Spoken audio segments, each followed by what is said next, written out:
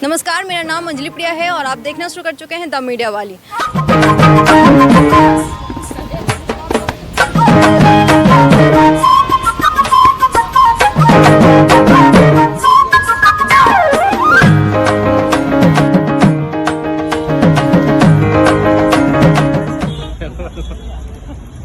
दोस्तों, हम आ चुके हैं वर्धमान कॉलेज दिल्ली, जहां पे हम लोग बात करेंगे नीट के स्टूडेंट से जो नीट क्वालिफाई कर चुके हैं। उनसे बात करेंगे और ये जानने की कोशिश करेंगे कि इससे पहले जब वो नीट क्वालिफाई करे थे तो क्या चैलेंजेस थे, और जब अब नीट क्वालिफाई जो बच्चे कर रहे हैं और 68 बच्चे टॉप कर रहे हैं, 720 में 720 मार्क्स ला रहे हैं, और ये सब घोटाले के बाद बच्चों के ऊपर क्या मेंटल प्रेशर बनेगा, क्या उनकी कंडीशन होती है, किस तरह का फैमिली कंडीशन होता है, मतलब सारी चीज़ों के ऊपर बात करेंगे। एनडीए के ऊपर बात करेंगे, हम लोग गवर्नमेंट के ऊपर बात करेंगे, हम लोग ये भी बात करेंगे कि देश में अभी हॉस्पिटल कैसा है, हॉस्पिटल की स्थिति कैसी है, मतलब डॉक्टर की स्थिति कैसी है, इन सब के ऊपर बात करेंगे उनसे, क्योंकि वो आने वाले फ्यूचर में डॉक्टर बनने वाले हैं।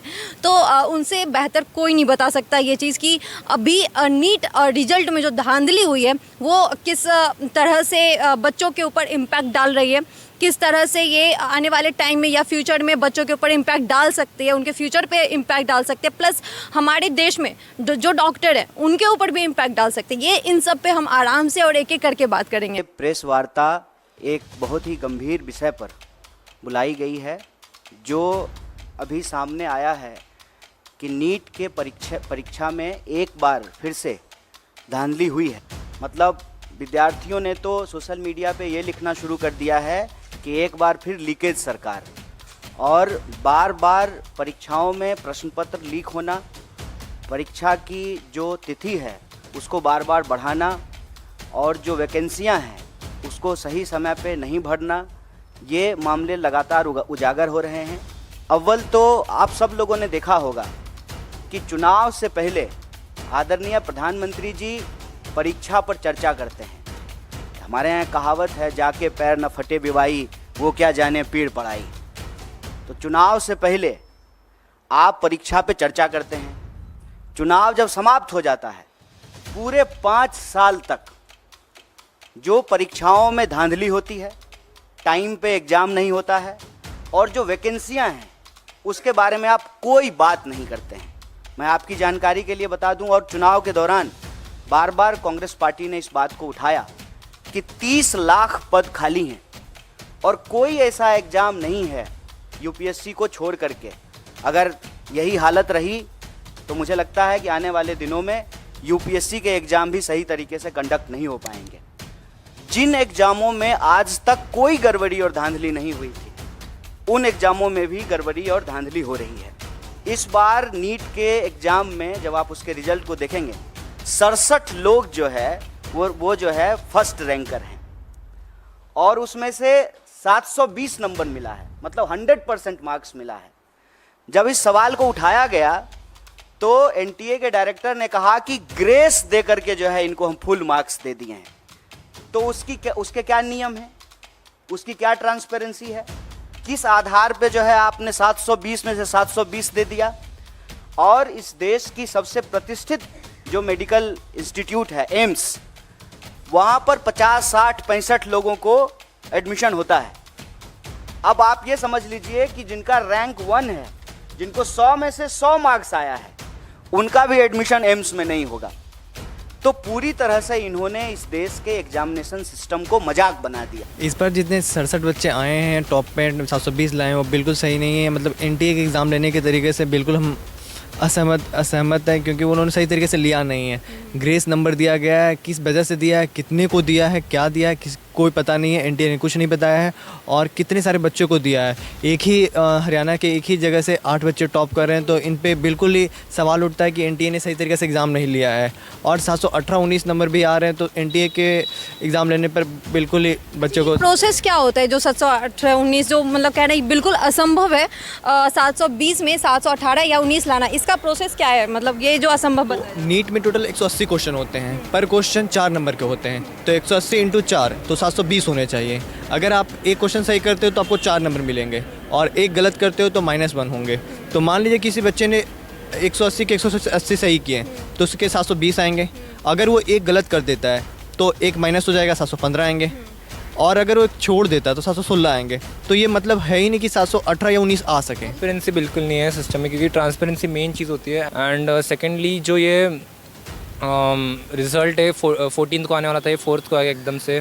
बट द फैक्ट कि एक बार में 67 बच्चों को 720 आना इज़ लाइक एकदम ही अनबिलीवेबल चीज़ है। बस एक बात है कि आप अभी के टाइम में जो डॉक्टर की स्थिति है, क्योंकि आप डॉक्टर बनोगे फ्यूचर में, अब तो कंफर्म है, इसको लेके क्या कहेंगे कि डॉक्टर की स्थिति कैसी है देश में, भारत देश में?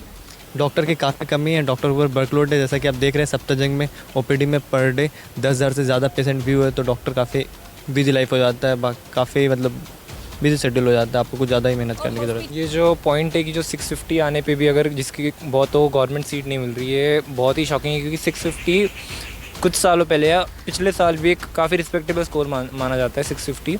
बट इस साल अगर उसी बच्चे को कोई जनरल सीट कैटेगरी के बच्चे को अगर गवर्नमेंट मेडिकल कॉलेज में सीट नहीं मिल रही, तो ये काफ़ी शॉकिंग एंड काफ़ी व्हाट कैन आई से बहुत सैड भी चीज़ है कि लाइक सिस्टम इतना ख़राब हो चुका है कि अभी लाइक 650 मतलब इस बेसिकली 70 नंबर कम आ रहे हैं। बिल्कुल, इस पर तो सवाल उठना ही चाहिए कि 4 जून को जब रिजल्ट आए थे, रिजल्ट भी बिल्कुल अलग आया था लोकसभा का, उस बीच में देने की क्या ज़रूरत थी।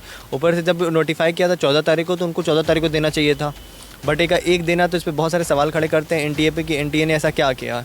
एनटीए में बिल्कुल पारदर्शिता नहीं रही, या कुछ ना कुछ ये में तो घोटाला हुआ है। सबसे पहले जो बच्चे मेहनत कर रहे हैं वो बहुत आशा लेकर हैं कि कोई 1 ड्रॉप 2 ड्रॉप दे रहे हैं। नॉर्मली देखा जाए तो पिछली बार तक 610 5 ऐसे कट ऑफ जा रहे थे। लेकिन अगर देखा जाए कि बच्चा एक तो इंटेलिजेंट नहीं हो जाएगा, अगर थोड़ा देखा पेपर का लेवल थोड़ा गिरा है तो 610 से 612 या 15 आ जाए, उस तरह से आना चाहिए था। सीधा 600 अगर 58 60 आ जा रहा है अगर कट ऑफ, तो बच्चे ऑलरेडी इतने मतलब फ्रस्ट्रेशन हो जाएंगे। अब वो सोच रहे हैं कि अब कितनी मेहनत करें, अब तो एक टॉप ना कर जाएं कि 700 ले आएँ तब भी मेरा सिलेक्शन ना हो। अब इस वजह से बच्चे बहुत ज़्यादा फ्रस्ट्रेशन में चले जा रहे हैं, डिप्रेशन में चले जा रहे हैं और ये सब उठा रहे हैं। तो सबसे बड़ी गलती है एनटीए की ट्रांसपेरेंसी बिल्कुल नहीं रही और उन्होंने सही तरीके से बिल्कुल नहीं लिया है। ग्रेस नंबर बिल्कुल गलत था और वो कोई जस्टिफाई नहीं करता। किसी बच्चे को अगर पहले पेपर मिल जाता है तो ये क्या बात हुआ कि अगर उसको उतना देर टाइम मिल जाता तो पूरा क्वेश्चन सही करता। अगर किसी बच्चे को अगर 180 मिनट में 180 क्वेश्चन करने, मतलब 1 मिनट में आपको 1 क्वेश्चन करना है, 1 क्वेश्चन के 4 नंबर मिले। अगर किसी बच्चे के 30 मिनट चले गए तो उसको 30 × 4 120 नंबर दिए जाएंगे। क्या पता उसको 30 देते तो जनरली वो 30 सही कर पाता। एग्जाम में प्रेशर भी होता है जिसमें आपको आते हुए भी क्वेश्चन गलती कर देते हैं, तो ये बिल्कुल गलत रहा और इसी कारण से बच्चे डिप्रेशन में आके खुदकुशी कर रहे हैं। करना तो नहीं चाहिए। तो आप लोग के साथ बहुत सारे बच्चे पढ़ते होंगे, है ना, तो उनके ऊपर किस तरह का प्रेशर रहता है कि एग्ज़ाम आने वाले हैं, किस तरह से प्रिपरेशन करना है? और फिर अगर मान लो कहीं ना कहीं कुछ चीज़ों की वजह से, चाहे गवर्नमेंट प्रॉब्लम हो या पेपर लीक हो या फिर इस तरह की चीज़ों की वजह से अगर सही तरीके से एग्ज़ाम ना हो, घोटाले हो जाए और बच्चे फेल कर जाए, तो फिर कैसा स्थिति होता है? उनके माइंडसेट या मनोबल पे क्या असर पड़ता है? ये काफ़ी नेगेटिव इम्पैक्ट पड़ता है। ऑब्वियसली कोई भी सोचेगा अगर किसी ने लाइक 1-2 साल या कोई ड्रॉपर होते उन्होंने मतलब सालों साल 3 से 4 साल अगर कोई मेहनत कर रहा है एक एग्ज़ाम के लिए, बट इन दी एंड अगर उन्हें पता चल रहा है कि मेरा अभी 650 स्कोर है, जो अच्छा स्कोर है, 640 स्कोर है, बट फिर भी उनका अगर आखिर में पता चला है कि रिज़ल्ट के बाद की सिलेक्शन नहीं हो रहा है अभी फिर भी, तो ये काफ़ी डिप्रेसिंग होता है। एंड ऑब्वियसली कोई नॉर्मल बच्चा तो गलत स्टेप उठाने की कोशिश करेगा भी। जैसे अब कोई हॉस्टल वगैरह में रहता है तो वो ज़्यादा प्रोन होते हैं ये सब करने के लिए। माँ बाप के ऊपर बहुत बड़ा प्रेशर होता है क्योंकि उनके बच्चे उनसे दूर हैं, वो ड्रॉप ले रहे हैं। उनको तो उनका एक तो वो दूर है और किस स्थिति में वो जी रहे हैं माँ बाप को पता नहीं है। माँ बाप भी बहुत दुखी होते हैं क्योंकि माँ बाप का एक ये सपना होता है कि मेरा बेटा भी डॉक्टर बने और मेरे सामने मेरा बेटा डॉक्टर आए, मुझे भी गर्व से ये छोड़ी दो।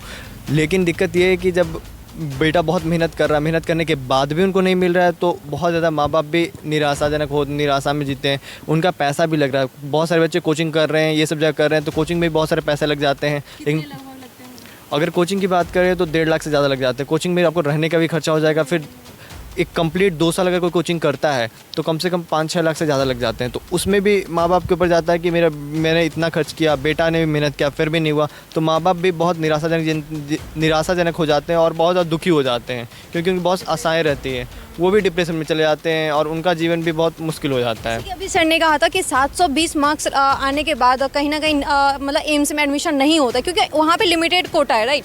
तो वहाँ पे अब मतलब कितने 67 बच्चे पास 720 लाए हैं, तो उन सब का नहीं हो सकता क्योंकि लिमिटेड वहाँ पे कोटा है। अब बात आती है कि क्या वो बच्चे मतलब प्राइवेट ऑर्गेनाइजेशन में जाके पढ़ेंगे, तो प्राइवेट में जाएंगे तो वहाँ पे डोनेशन लगता है। डोनेशन भी कितना लगता है मेडिकल में, ये हम सब वाकिफ़ हैं, इनसे करोड़ों रुपए लग जाते हैं। है ना। तो अब करोड़ों रुपए माँ बाप या तो पहले 6 लाख 7 लाख पढ़ाने में दो, फिर करोड़ों रुपए डोनेशन में दो, और इतने एम्स कॉलेज या फिर इतने गवर्नमेंट कॉलेज भी नहीं है कि जहाँ पे बच्चे आराम से इतने क्वालिफाई करने के बाद भी आके पढ़ सके।